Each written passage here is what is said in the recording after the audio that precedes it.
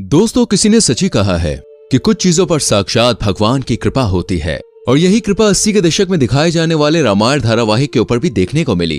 तभी तो बालक रूपी भगवान राम और कौवे वाले सीन को लेकर कलाकारों का कई घंटों तक भूखे प्यासे काम करना, ये सब कुछ ऐसे हुआ मानो ईश्वर खुद इस धारावाहिक को बना रहे हो। लेकिन ये सब हुआ कैसे और किस तरह इस धारावाहिक को शूट करने के दौरान कलाकारों ने वो चमत्कार अनुभव किए जिसकी कल्पना कर पाना भी असंभव लगता है। 78 एपिसोड्स के रामायण धारावाहिक में दोस्तों ऐसी बहुत सी घटनाएं घटी हैं जिनके बारे में जानकर आपके भी होश उड़ जाएंगे। 1987 में दूरदर्शन पर देश के सबसे पहले धार्मिक सीरियल रामायण का प्रसारण हुआ था। रामानंद सागर ने सीरियल को बनाने में पानी की तरह पैसे बहा दिए। बहुत ही कम लोग ये बात जानते हैं कि सुपर डुपर हिट होने वाले रामायण धारावाहिक को सूचना और प्रसारण मंत्रालय से कई बार रिजेक्शन का सामना भी करना पड़ा, जिसके चक्कर में रामानंद सागर ने कितनी ही बार सरकारी दफ्तरों के चक्कर भी लगाए, तब जाकर रामायण को प्रसारित करने की इजाजत मिली थी। सबसे पहले रामानंद सागर ने रामायण का दोस्तों एक सैंपल एपिसोड सूचना और प्रसारण मंत्रालय के अधिकारियों को दिखाया, जिसके बाद उन्होंने पहली दफा रिजेक्ट कर दिया था। सरकारी अधिकारियों के अनुसार इस धारावाहिक में माता सीता को कट स्लीव्स पहने हुए दिखाया गया था। साथ ही उन्होंने कुछ और बदलाव का भी जिक्र किया, जिसके बाद रामानंद सागर ने दोबारा से शूटिंग करके पहला एपिसोड तैयार करवाया और फिर उसको दिखाया गया। लेकिन उस एपिसोड को भी प्रसारण मंत्रालय द्वारा रिजेक्ट कर दिया गया और फिर एक बार और रामानंद सागर ने सैंपल एपिसोड तैयार किया, लेकिन उसे भी रिजेक्ट कर दिया गया। देश में पहली बार धार्मिक सीरियल तैयार किया जा रहा था जिसका प्रसारण टीवी पर होना था, इसलिए इस बात का सुनिश्चित होना बहुत जरूरी था कि किसी भी प्रकार की कोई कमी न रह जाए जिससे लोगों की धार्मिक भावनाओं को ठेस न पहुंचे। रामानंद सागर ने खुद एक इंटरव्यू में ये बात बताई थी कि सूचना प्रसारण मंत्रालय में चक्कर काट काट कर मेरे 2-3 जोड़ी जूते घिस चुके हैं, लेकिन आखिरकार 2 साल के बाद रामायण को हरी झंडी मिल गई और तब जाकर इसे दूरदर्शन पर प्रसारित करने का मौका मिला। उस समय फिल्में जितने बजट में बन के तैयार होती थी, उससे ज्यादा पैसों में दोस्तों रामायण का एक एपिसोड तैयार किया जाता था। सबसे ज्यादा मजेदार इस धारावाहिक की शूटिंग के किस्से हैं, क्योंकि दोस्तों रामायण को शूट करने के लिए सही लोकेशन का ढूंढना बहुत जरूरी था, जिसमें काफी दिक्कतों का सामना भी करना पड़ा। वो एक ऐसी जगह चाहते थे जहाँ पहाड़, नदी, समुद्र और पेड़ पौधे सब कुछ हो, और मुंबई जैसी भीड़ भाड़ वाली जगह पर इस तरह का शूट कर पाना बहुत ही मुश्किल और महंगा था। ऊपर से रामायण में कई सारे किरदारों की जरूरत थी। इस वजह से शूटिंग के लोकेशन को लेकर रामानंद सागर ने भारत के कई सारे शहरों के चक्कर लगाए और फिर हरि भाई नाम के एक व्यक्ति ने उन्हें गुजरात में मौजूद एक बेहतरीन जगह का नाम बताया, और ये जगह थी दोस्तों उमरगांव, जहां रामानंद सागर गए और उन्हें ये जगह भा गई, जिसके बाद सारी शूटिंग यहीं पर शुरू की गई।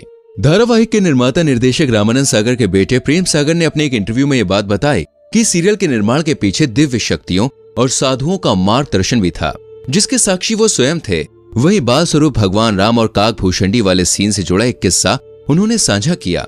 वो बताते हैं कि काकभूषणी बालक राम की परीक्षा लेने के लिए आते हैं, जिसके बारे में आपको भी पता होगा, लेकिन कौवे वाले सीन को फिल्माना दोस्तों बहुत कठिन था। एक तरफ एक नन्हा बालक, दूसरी तरफ कौवा, आखिर कैसे शूटिंग हो? सबसे पहले तो बड़ी मुश्किल से कौवा पकड़ा गया और उसे सेट पर लाया गया। लाइट और कैमरा ऑन हुआ और तब रामानंद सागर कौवे के पास गए और हाथ जोड़कर उसे प्रणाम किया और बोले कि हे काकभूषणी जी, मैं संकट में हूँ, कृपया मेरी सहायता करिए। इसके बाद जो हुआ उसे देखकर दोस्तों हर कोई हैरान था। एक मंझा हुआ कलाकार जिस तरह काम करता है, ठीक उसी तरह कौवा भी काम कर रहा था। प्रेम सागर बताते हैं कि जब पापा जी कहते थे कि बच्चे को देखो तो कौवा उसकी तरफ देखने लगता था, तब रामानंद सागर कहते थे तो वो रोटी लेने लगता था। वो बच्चे के साथ ऐसे खेल रहा था मानो भाई पालतू कौवा हो। ये सब देखकर कोई भी यही कहेगा, मानो काकभूषणी जी स्वयं ही शूटिंग कर रहे हो। लेकिन जैसे ही कैमरा और लाइट ऑफ हुई, कौवा उड़कर ना जाने कहां गायब हो गया। रामायण में माता सीता का किरदार निभाने वाली दीपिका चिखलिया के अनुसार रामानंद सागर हर एक सीन को बिल्कुल परफेक्ट तरीके से करना चाहते थे। उन्हें किसी भी प्रकार की कमी नहीं चाहिए थी। वो रात में 2-3 बजे तक शूटिंग करते, इसलिए दीपिका पूरे महीने सेट पर ही बिताती। उनका मुंबई आना जाना भी नहीं हो पाता था। और आपको बता दें, जब रामायण की शूटिंग हुई तो उस टाइम दीपिका की उम्र सिर्फ 15 साल थी, और जब उन्हें ये रोल ऑफर हुआ तो उन्हें इस बात का बिल्कुल भी अंदाजा नहीं था कि ये सीरियल इतिहास रचने वाला है। दीपिका ने अपने एक इंटरव्यू में ये बात बताई कि सीता का किरदार करने के बाद उन्होंने कभी भी छोटी ड्रेस पहनी ही नहीं। दोस्तों रामायण में काम करने वाले हर एक किरदार को लोग बिल्कुल असली समझते थे। भगवान राम का किरदार निभाने वाले अरुण गोविल को देखकर लोगों को ऐसा लगता कि जैसे भगवान राम आ गए हो। वो जहाँ कहीं भी जाते लोग इनके पैरों पर गिर जाते। यहाँ तक कि आज भी अरुण गोविल को लोग भगवान राम कह के ही बुलाते हैं। पर बहुत ही कम लोग ये बात जानते हैं कि भगवान राम के किरदार के लिए अरुण गोविल को पहले रिजेक्ट कर दिया गया था। जी हाँ, लेकिन बाद में इनकी मासूम और प्यारी मुस्कान को देखकर रामानंद सागर ने इन्हें अपना राम चुन लिया। वैसे अरुण गोविल से जुड़ा हुआ एक बहुत ही इंटरेस्टिंग किस्सा है, वो ये है कि जब भरत के द्वारा भगवान राम को ये सूचना मिलती है कि राजा दशरथ नहीं रहे, तो उस समय कैसा एक्सप्रेशन देना चाहिए ये तय कर पाना अरुण साहब के लिए बहुत मुश्किल था, क्योंकि वो एक भगवान का किरदार अदा कर रहे थे और भगवान रो नहीं सकते और चेहरे पर उदासी का भाव लाने नहीं देना था, क्योंकि भगवान राम को पहचाना ही उनकी सादगी और हर परिस्थिति में स्थिर रहने के कारण जाता था। इसलिए ये सीन अरुण जी के लिए बहुत ही चैलेंजिंग था, लेकिन बाद में उन्हें इस सीन के लिए खूब तारीफें भी मिली। यहाँ तक कि भगवान राम की आंखों में आंसू देखकर जनता के भी आंसू छलक पड़े। लोग ये महसूस कर पा रहे थे कि पिता के जाने का गम भगवान राम को कितना हुआ है। भगवान राम के परम भक्त हनुमान जी का किरदार निभाने वाले दारा सिंह जी को भला कौन भूल सकता है। उन्होंने पर्दे पर इस किरदार को दोस्तों एकदम जीवंत बना दिया। लेकिन बहुत ही कम लोग ये बात जानते हैं कि जब रामानंद सागर ने उन्हें ये रोल ऑफर किया तो उन्होंने इसे करने से साफ मना कर दिया था, क्योंकि उस समय दारा सिंह 60 साल के हो गए थे। इसलिए अपनी उम्र का हवाला देकर उन्होंने काम करने से इनकार कर दिया।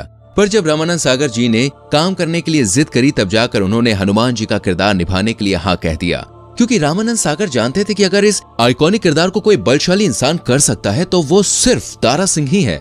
और इस किरदार को निभाने के लिए दारा सिंह ने अपनी श्रद्धा से चिकन मटन जैसी सभी चीजों को त्यागने की शपथ ली थी। दारा सिंह हनुमान जी के बहुत बड़े भक्त थे, इसलिए उन्होंने ये कहा था कि जब तक वो शूटिंग पूरी नहीं कर लेते तब तक वो चिकन मटन को हाथ भी नहीं लगाएंगे। और दोस्तों, नटखट लेकिन तेज लक्ष्मण का किरदार निभाने वाले सुनील नेहरी को भी लोगों ने खूब पसंद किया। अपनी शूटिंग के दिनों को याद करते हुए वो कहते हैं कि जब रामायण की शूटिंग शुरू होती थी तो कई सारे कलाकार पानी पीना तक छोड़ देते थे और वो 5-6 घंटे तक पानी नहीं पीते थे, क्योंकि रामायण की शूटिंग के समय आज जितनी सुविधाएं नहीं थी। सेट पर वॉशरूम की काफी दिक्कतें थी, जिसकी वजह से लोग पानी तक नहीं पीते थे, क्योंकि अगर पानी पिएंगे तो टॉयलेट जाना पड़ेगा और गांव में ऐसी कोई भी सुविधा नहीं थी। इसलिए लोग पूरे फोकस के साथ सिर्फ और सिर्फ शूटिंग पर ध्यान देते।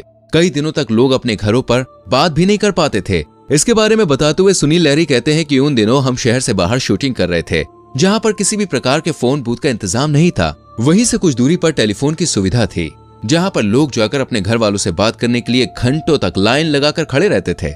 वैसे तो रामायण की शूटिंग के दिनों के दोस्तों कई किस्से चर्चित हैं, लेकिन उनमें से एक किस्सा सुग्रीव के रोल को लेकर है।